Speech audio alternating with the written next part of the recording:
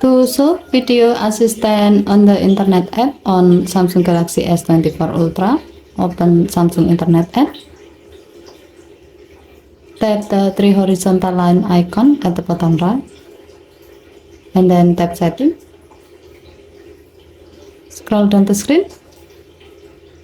Tap useful features. Under video section, tap the gray on off switch next to video assistant until the switch turns blue to turn it on. To see how this feature works, tap the back key twice. Open a website with videos in it.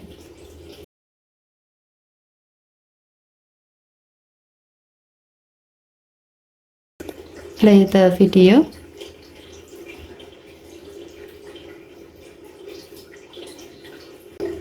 As you can see, now you are having extra control below the video. Depending on the video, the controls may be different. In this screen, you can see there are two controls available. Rotate the screen and view video in pop-up player. Okay, thank you for watching. Please help to like and subscribe. Have a nice day.